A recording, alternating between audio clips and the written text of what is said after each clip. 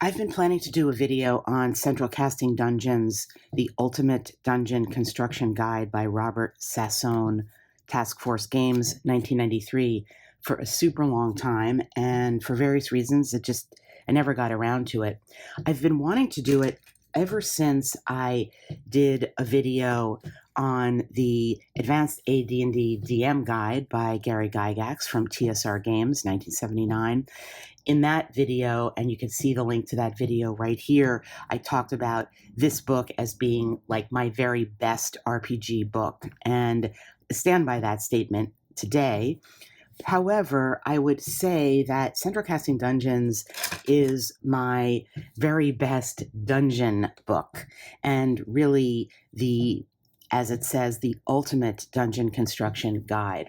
So in this video, we're going to be discussing it a little bit, paging through it. There's no way I can possibly show you everything that's in here. It is following the design principles of the early 90s, which are somewhat similar to those of the 80s in this realm of RPG. There's a ton of content in these 192 pages. But I want to give you a flavor for what's offered here, and perhaps in another video I will actually construct a dungeon or construct part of a dungeon using it. The back of the book says, "Build it and they will come." This book is suitable for use with any fantasy role-playing game. Central Casting Dungeons has been designed to enhance your gaming experience by taking the drudgery out of creating a dungeon from scratch. It contains over 70 different types of rooms and mapping examples, dozens of role-playing suggestions, and literally hundreds of tables to take you step by step through the basics of constructing a unique and entertaining dungeon. Your underground world of adventure awaits. Interestingly, it is given a description as if it is in and of itself a game, which of course it can be, but it's really a gaming supplement. The number of players, 1 or more, 12 years or older, complexity level moderate. It is a generic dungeon creation aid for use with fantasy role-playing games. But indeed, you could treat this book as, of course, a game itself if you wanted to play a game constructing a dungeon. It's great. All FRP systems.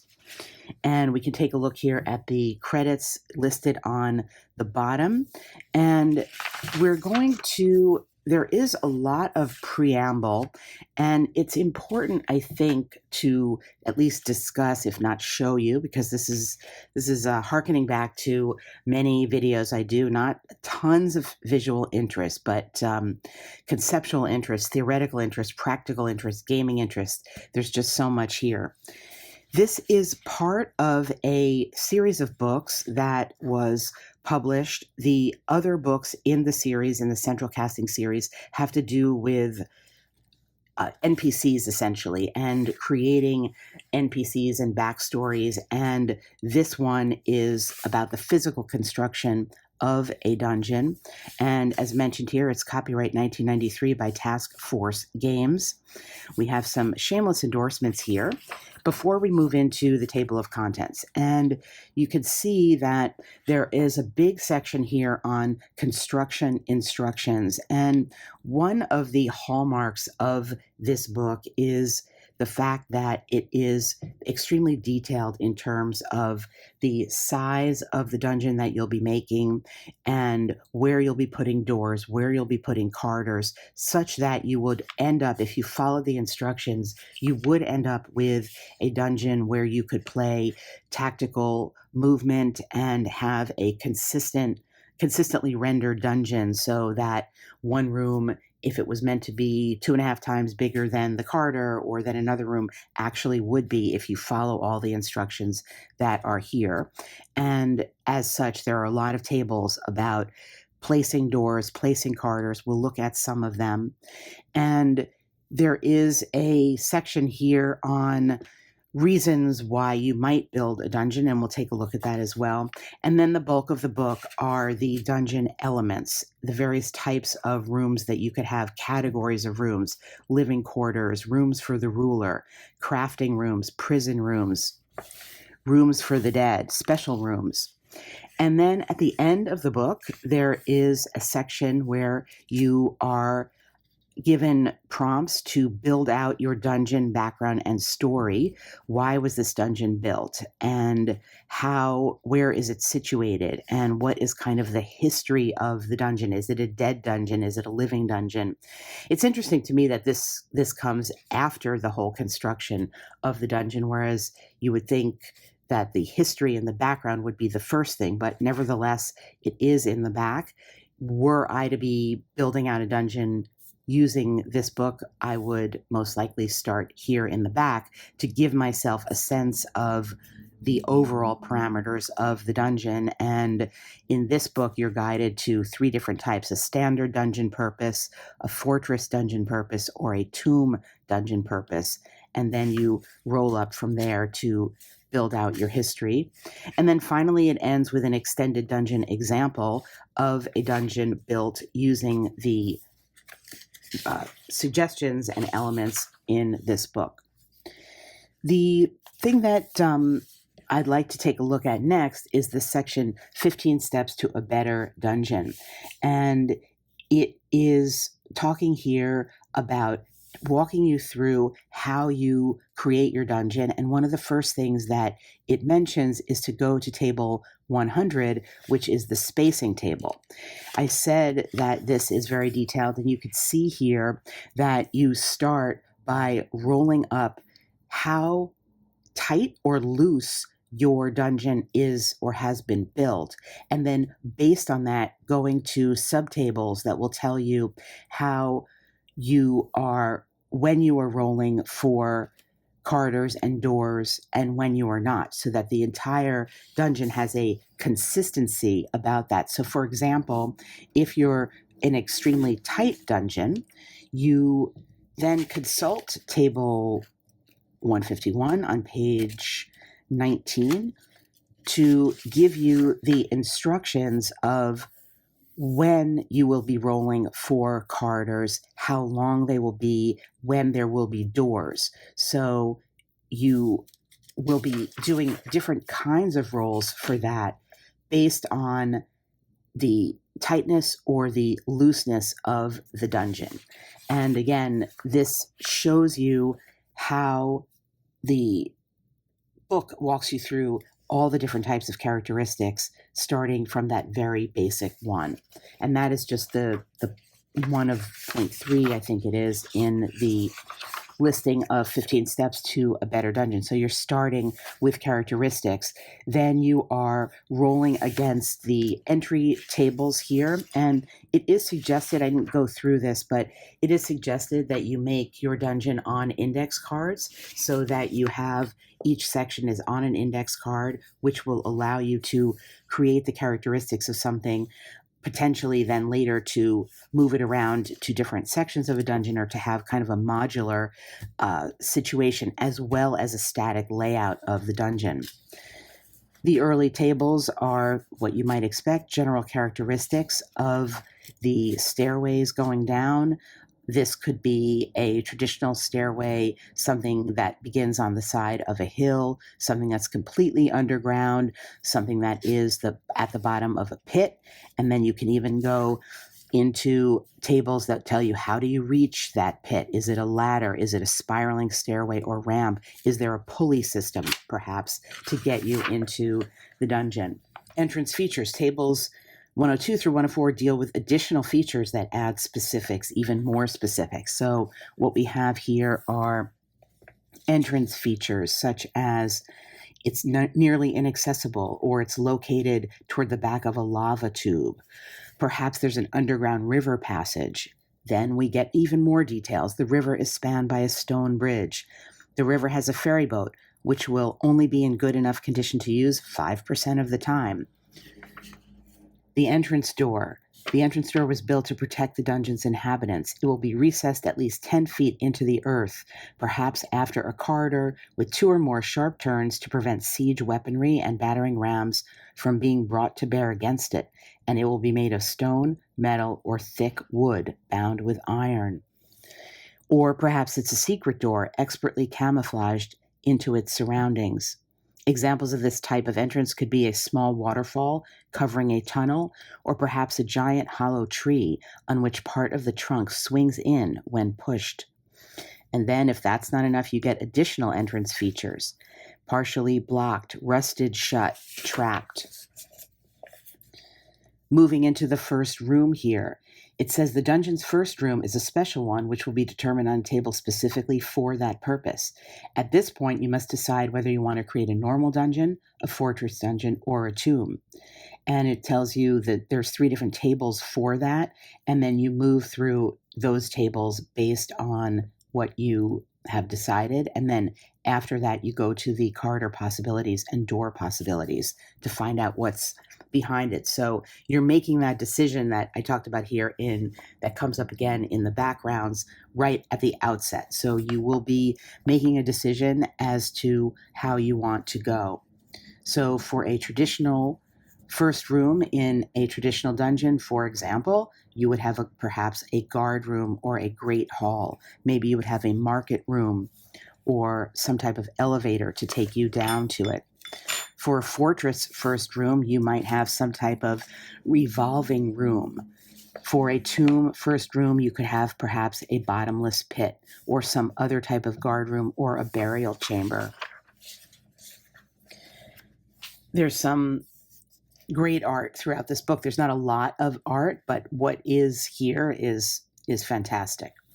And it instructs you now that your dungeon is well underway, and it's moving you through. Now you consult page 19 and then either of the ensuing tables as you go. So we talked about this, the spacing of the dungeon, the overall, the tightness or the looseness of everything, and taking you through various corridors, doors, layouts, and then you get into the basic dungeon room types, the fortress dungeon rooms or the tomb rooms, and the ensuing tables that will be related to that type of dungeon.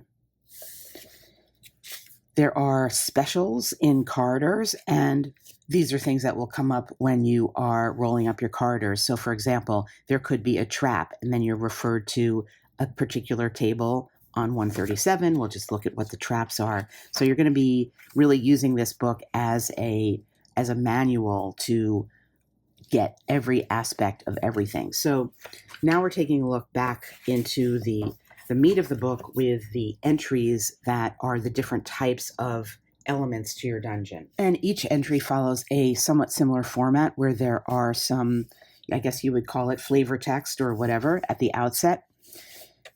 Your footsteps down on the floor with a dull click. You dive to the left as a crossbow bolt pierces the space where you once stood.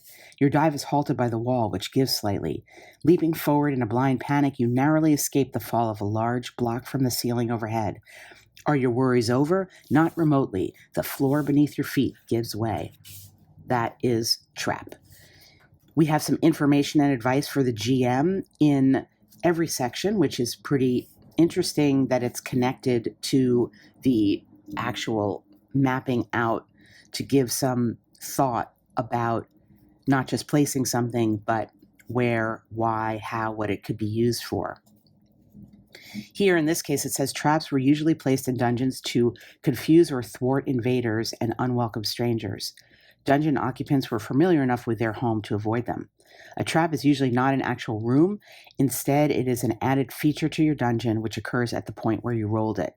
The dungeon usually continues as if the trap does not exist.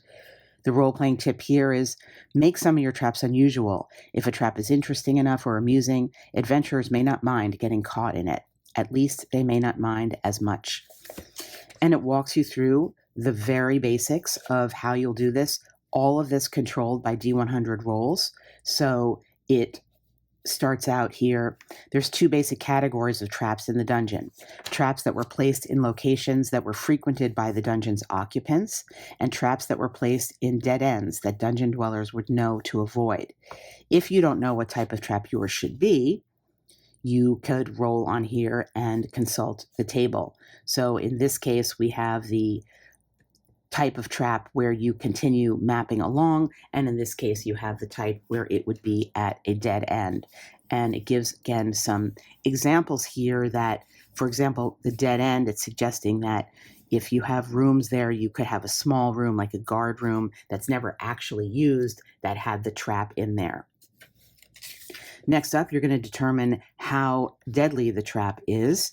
So, for example, it could be not lethal at all and will do no damage to adventurers who spring it. It is designed to capture, detain, or delay invaders. And then it gives an example like a net that springs out and captures its victims.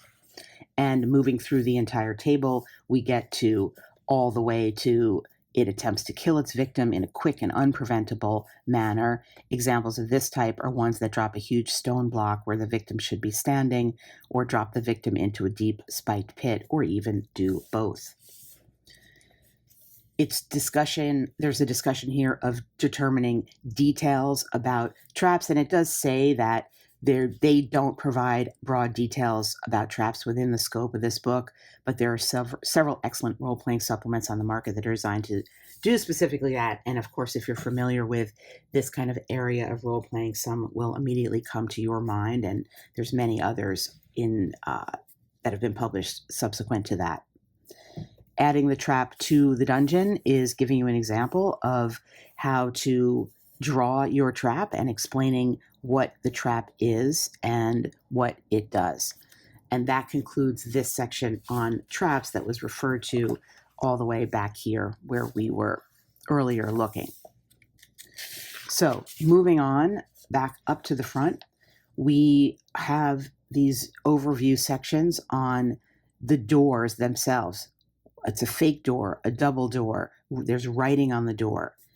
Obviously, you could roll on as many or as few of these detailed tables as you wished. You could have a standard additional entrance or reduced additional entrance, like a smaller secondary entrance. And then we get to the section on how you will begin to start to place various types of rooms. And then the book begins starting with the tables that are the 200 tables, 201 with arena, going through in an alphabetical manner in terms of how it's listed out, all these various types of rooms. And for the sake of time in the video, we'll look at some, not all of these. But I think we're going to start with the barracks, because the barracks does give, there's a couple of pages spread here, actually more than that, devoted to that. It's a very detailed, more so than the traps was, where they did refer you out to how to create barracks in your dungeon.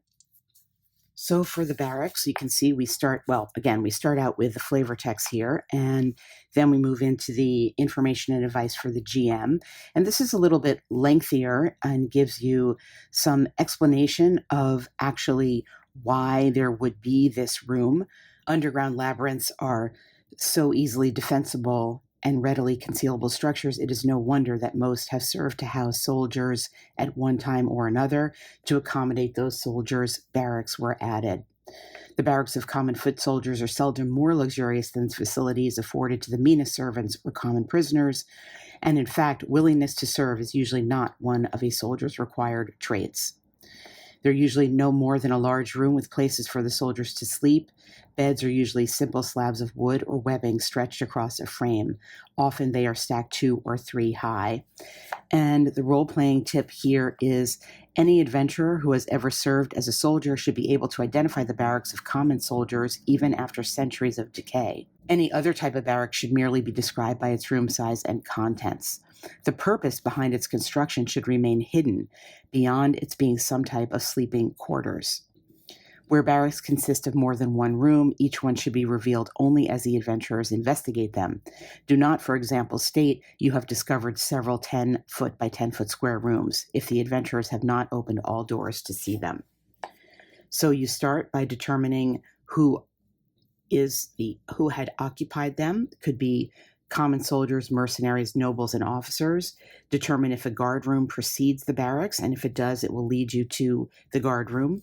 The barracks size, how the soldiers are housed itself, and again, you can see here the very detailed table listing of the number of occupants that there could be, as well as the chance of a room being more or less luxurious than another. And a lot of these chances are given in percentiles, so very easy to create a little table for yourself if you're creating this on your index card to roll up when your players come through to determine if the luxuriousness, for example, in that case of it.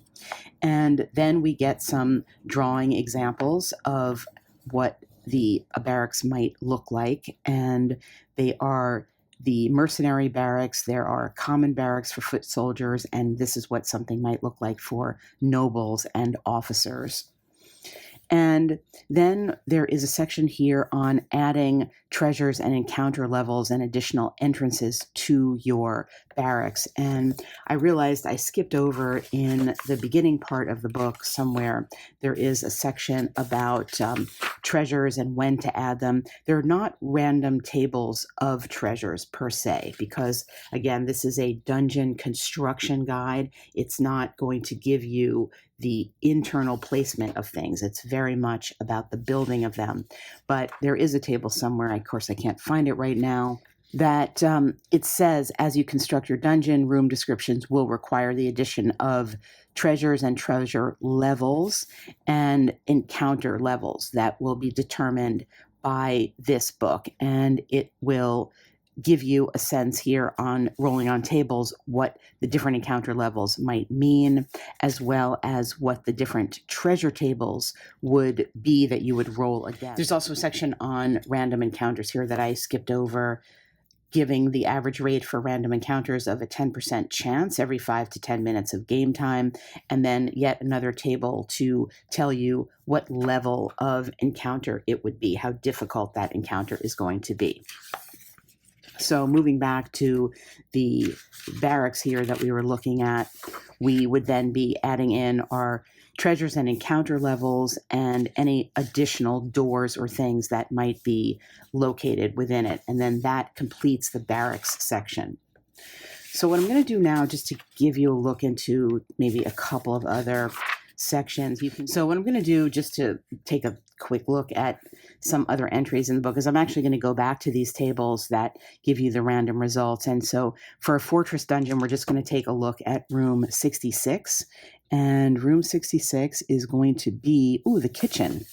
All right, so we have a kitchen entry here, and there's a game room too. Again, familiar format. We have our flavor text, role-playing tips here, and it explains dungeon dwellers consumed all manner of fish, breads, cheese, birds, and beasts, and the preparation of these items kept a team of cooks busy all day and much of the night. Dungeon nobility frowned on wasted food, particularly wasted food that had been destined for the tables of servants or soldiers. Sometimes they frowned on it enough to put out, exile, incarcerate, or execute those deemed responsible. So dungeon cooks had to be adept at preparing and disguising spoiled food.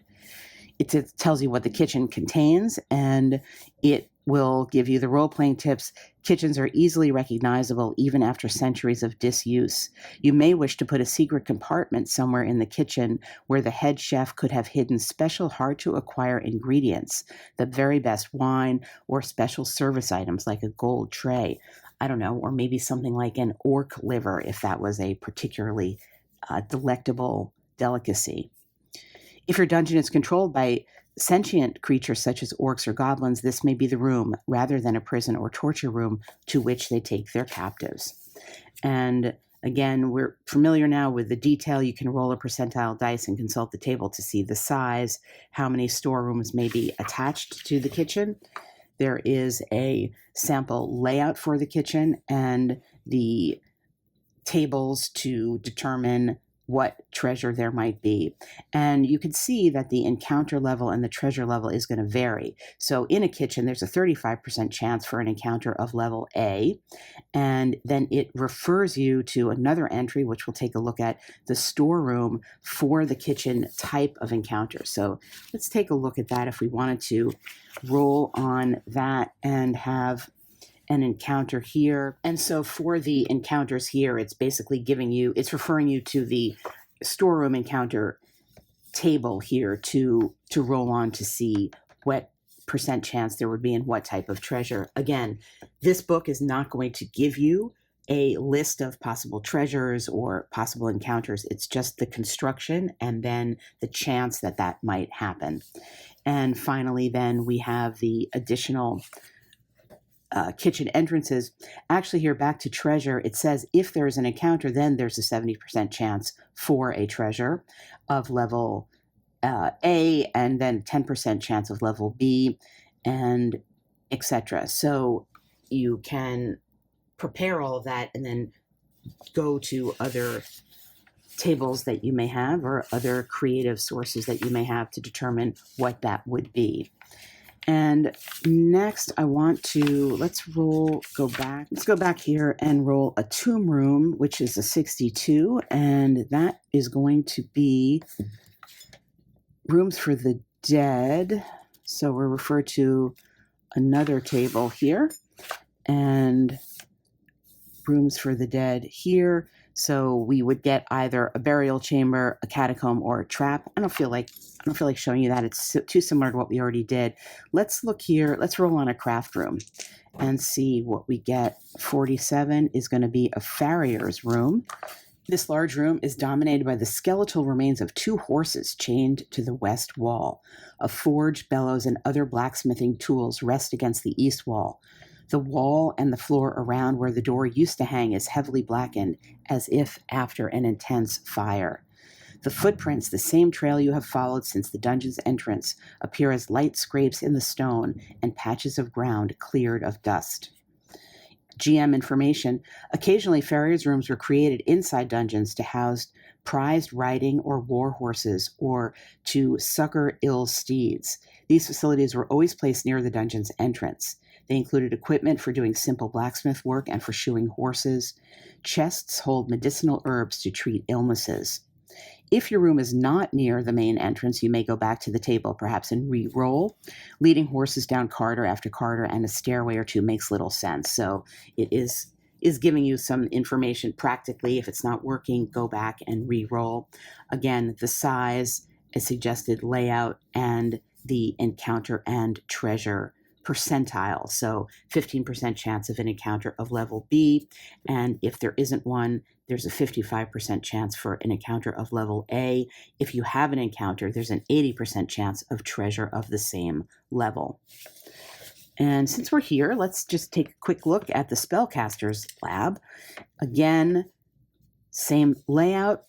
This is going to be filled with books and scrolls of common and uncommon knowledge, strange talismans of ancient origin, bits and pieces of spellcasting components, tables, chairs, reading stands, etc. So this will give you a suggestion if you're not going to another source book, a random dungeon source book, of what you could put in there.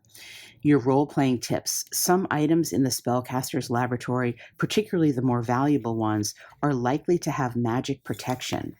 Spellbooks are notorious for containing magical words that protect them from prying eyes. These words may injure or kill the one who triggers them, or they may alter or destroy the thing that they are protecting, guaranteeing that they are not turned against the master. We have, again, familiar size, encounter level, treasures here, and it does say, it's giving you some more suggestions here. You may wish to place several simple magical items throughout the spellcaster's room, such as a torch or lamp that lights and extinguishes on command. A spellcaster's creations need not be magical to be valuable, and not all of a spellcaster's enchanted items may be beneficial or have readily discernible purposes. Some may be trapped. So it's giving you some suggestions here, perhaps for the way you would have items and such. There may be secret doors in the laboratory, so you have a percentile chance here of how many doors they are, where they are, and once you've found all the locations, you can roll on here to determine what the secret door actually is.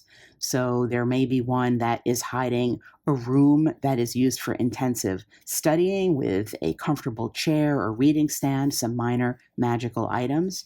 Or you have a room where the spellcaster might use it to spy on other people with a looking glass, a tapestry, a mist-shrouded panel, or something similar when commanded reveals an image of another location. So this is a kind of very living and alive space that might cause you to be seeing into another space or give you some suggestion of a story like that. And you can see we have an oracle room as well coming up next.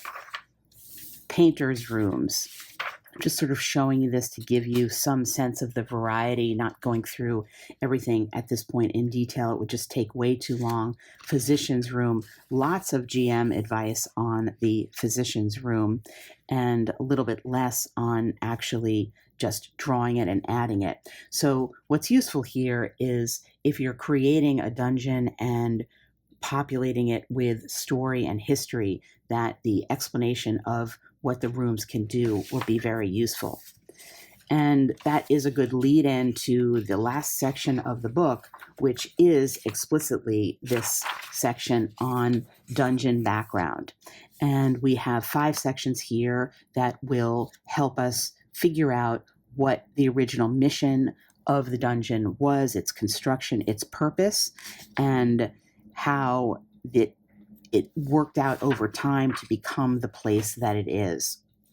So as mentioned earlier, it's divided into different types of dungeons, what's called standard, fortress, or tomb, and it is further directing you to different size dungeons and helping you narrow down what kinds of rooms would actually be in a dungeon of that sort. And again, this is where it's a little counterintuitive that this comes at the end of the book, because if you were following this to determine with a small dungeon, you must have, or you would have, these types of rooms, this rolling on these tables is going to kind of be a funnel into getting you to the place where you have the kind of quote unquote right rooms for the kind of dungeon that you're making.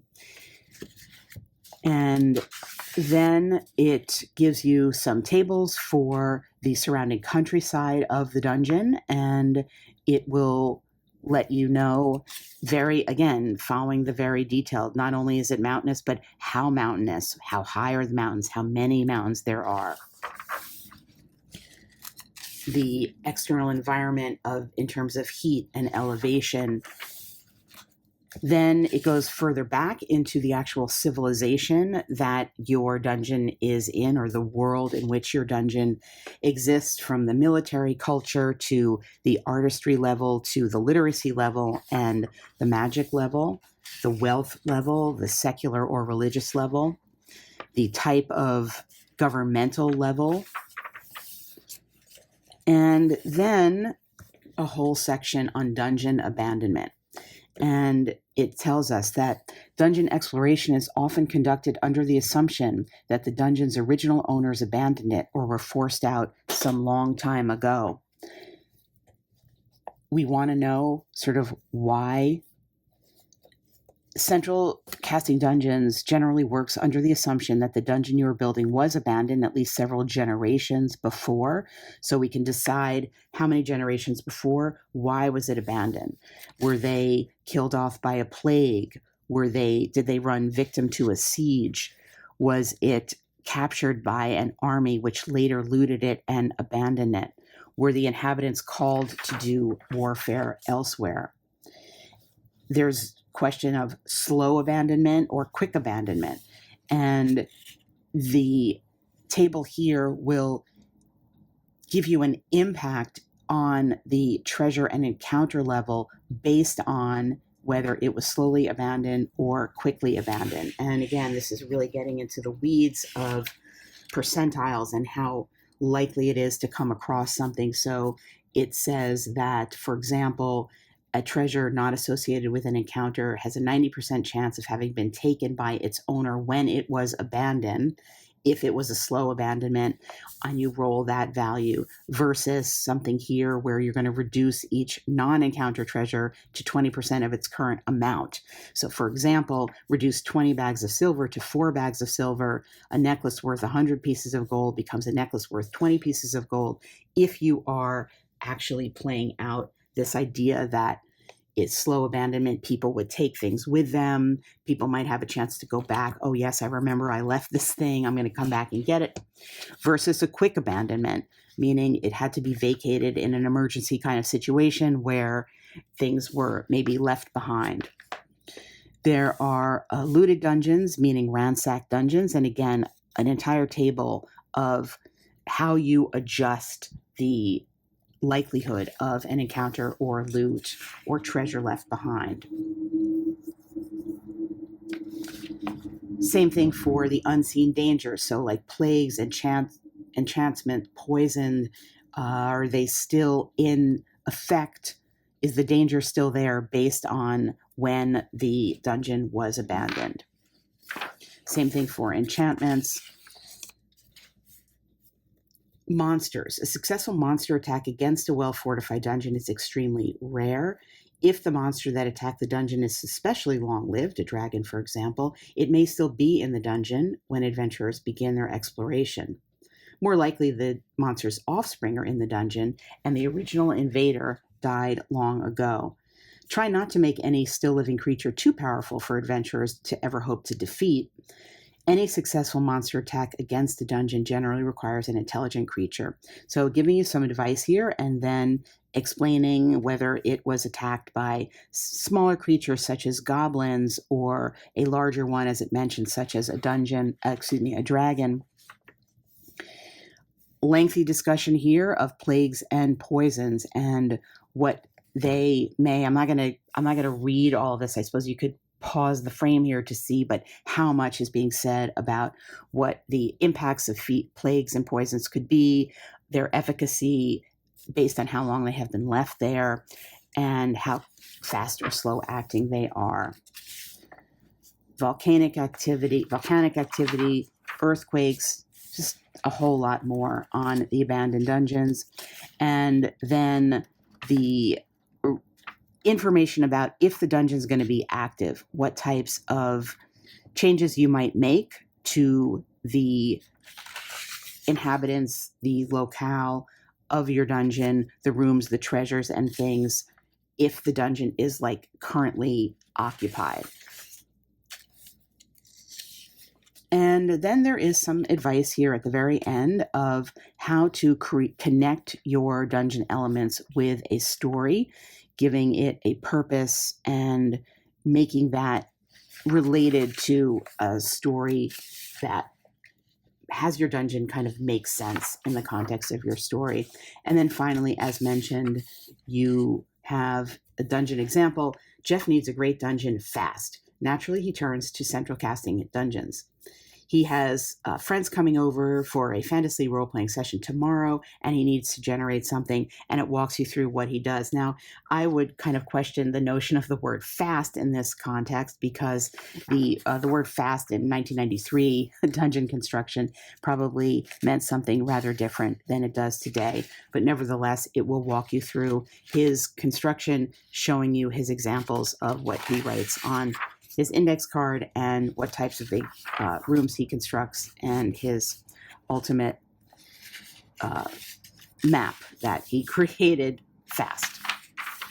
So that thus ends you get a description of every element that is in his dungeon. Of course, you could just use this as your dungeon if you want to and play that out. So that is a look inside Central Casting Dungeons, the Ultimate Dungeon Construction Guide. There is obviously a ton of material here.